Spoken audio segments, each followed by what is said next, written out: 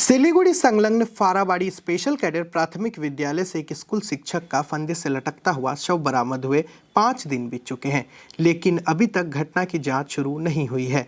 ऐसे आरोप लगाते हुए आज मृतक शिक्षक के परिजनों ने एक पत्रकार सम्मेलन किया।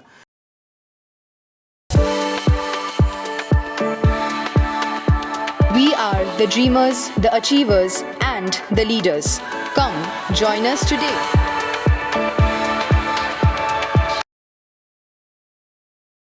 ज्ञात हो कि 3 दिसंबर को स्कूल से शिक्षक सौरभ कुमार राय का फंदे से लटकता शव बरामद किया गया था।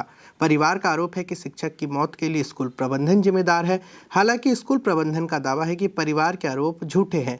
घटना के बाद परिवार के सदस्यों ने थाने में एक शिकायत दर्ज कराई है, लेकिन आरोप है कि करीब 5 दिन बाद भी जांच शुरू नहीं हो पाई है। इसलिए परिजनों ने 7 दिसंबर को दोबारा आमबाड़ी चौकी में एक लिखित शिकायत दर्ज कर उचित जांच की मांग की है। मृतक के परिजनों ने पत्रकार से बातचीत करते हुए बताया है कि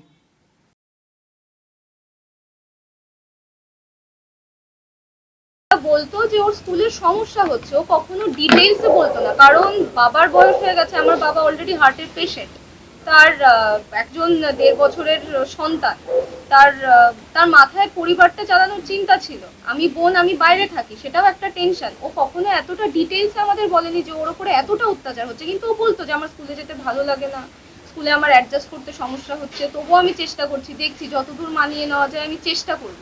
কিন্তু ওর এই যে এত দূর সমস্যা হতো, এটা পরে এই ঘটনা ঘটার পরে এখন আমরা এই যে ওর মানে ও এটা বলতো যে ওর সাথে ব্যক্তিগত জীবন নিয়ে কুরুচিকর মন্তব্য করা হতো, তার ওয়াইফের সাথে তার কেমন সম্পর্ক কি, এগুলো তো স্কুলের জানার বিষয় না, স্কুল কাজের জায়গা, কর্মক্ষেত্র। আমি বলেছি এগো বয়স হবে, ওদেরও বয়স হবে, এগুলো ভুলে যাবে ওরা।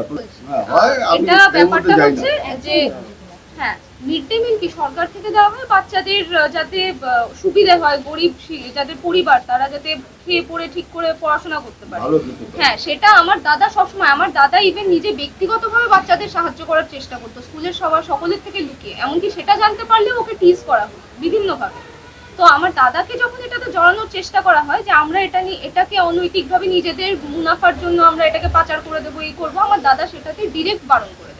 সেটা নিয়ে ওদের একটা মানে সমস্যা ছিল, যেহেতু ওরা দাদাকে দলে টানতে পারছিল না, সেটা নিয়ে ওদের একটা ভয়ও ছিল যে ও যদি বাইরে কিছু বলে, কিছু করে। আমার দাদা সবসময় চেয়েছে যাতে বাচ্চারা খেয়ে পড়ে ঠিক করে পড়াশোনা করে বড় হতে পারে। ও কখনো এগুলোতে এরকম সমস্যা যেহেতু হচ্ছে, স্কুলের যিনি টিআইসি সুবল রায়, তার কাছে দাদা বারবার বিষয়টা নিয়ে গেছে। উনি মানে সকলকে প্ররোচনা দিয়েছেন যাতে আমার দাদার সাথে খারাপ ব্যবহার করা হয়, এবং সকলে ওনার সোনাজোড়া থাকার জন্য আমার দাদার সাথে খারাপ ব্যবহার করতো। ওনাকেই, আমার দাদাকে বেসিক্যালি মানে কর্নার করে দেওয়া হয়েছিল, স্কুলে সকলের থেকে আলাদা করে দেওয়া হয়েছিল, যেটা ও মানে এতটা তো আমাদের বলতে পারতো না। এখন আমরা বুঝতে পারছি সেটাও শেষ পর্যন্ত নিতে পারেনি। আমবাড়ি যে প্রথম আলো পুলিশ স্টেশনটা রয়েছে, ভোরে আলো, তো ওখানে গিয়েছিলাম, ওখানে আপডেট নেওয়ার জন্য কি স্ট্যাটাস রয়েছে সমস্ত কিছু জানার জন্য। সেখানে একটা রিটার্ন রিকোয়েস্টও দিয়ে এসেছি। তো ওনারা বললেন যে আমরা 100% ট্রাই করবো, অলরেডি আমরা প্রসেস স্টার্ট করেছি, বাট অ্যাজ অফ নাও এখনো পর্যন্ত কোনো রকম কোনো ইনফরমেশন আমরা পাইনি। ইনফ্যাক্ট সেখানে আমরা এটাও লক্ষ্য করলাম যে ওখানকার স্কুলের যে স্টাফ মেম্বার্সরা রয়েছে অ্যালং উইথ সেই ইনচার্জ, সবাই মানে ওখানে আশেপাশে ঘোরাফেরা করছেন গতকাল। তখন মোটামুটি 6টা 6:30 নাগাদ, সন্ধ্যে 6:30 নাগাদ আমরা নিজেরাই নিজেদের উদ্যোগে স্ট্যাটাস লাগাই। পুলিশের কাছ থেকে এখনো পর্যন্ত কোনো রকম মানে ইনফরমেশন বা ফোন করে জানানো এটা স্ট্যাটাস, এটা আপডেট, কোনো কিছু আপডেট করা হয়নি এখনো পর্যন্ত।